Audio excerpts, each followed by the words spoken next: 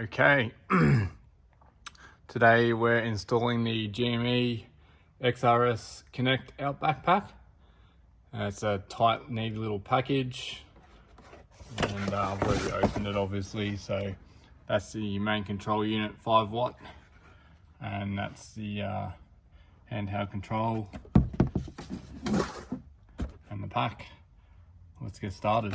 So I've mounted up the aerial on the front bumper here for now.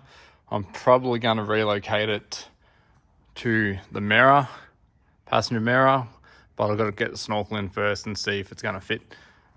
Just run it through the grill, up neatly, still got a cable tie it all. Now there's a nice little grommet all the way down in there. You can pull out nice and easy. Comes out at the, if we can get, comes out just behind the accelerator pedal, and I've just wrapped the cable up in there for now. I'm going to mount the main unit here and then run the cable through behind the stereo unit and have the RJ45 connector coming through the spare blank just here. So we'll get that all mounted up, powered up. I'm using a adder circuit. There was a spare fuse here that actually had power to it, so we're just gonna run the power nice and neat, clean everything up under here, and go from there. All right, all pre-wired in. I've just used some 3M Outdoor Extreme double-sided tape. I highly recommend it for doing installations. This is just gonna tuck nice and neatly up under there. Just as I stated before, little adder circuit, and we just wired it nice and neat out of the way. Got to do a little bit more cleanup, cable management. That's fine. That's all going to go in nice and neat.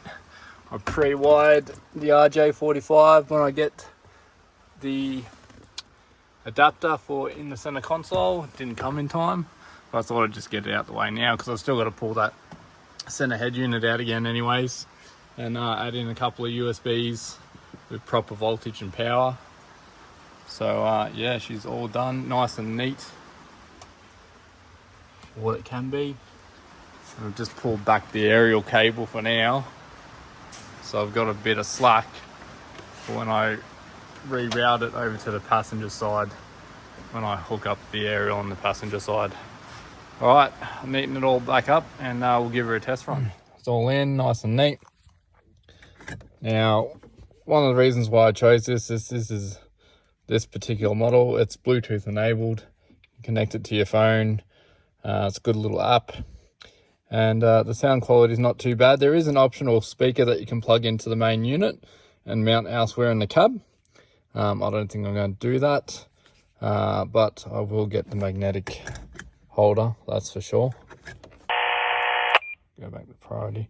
Now you can monitor dual zones or dual channels, a couple of different features like you can dim, plenty of different features. Oh, playback up to 1 minute. Whoa, yeah, she's pretty loud as you can see. So not tidy little unit. Is it worth the $649? Well, we'll find out.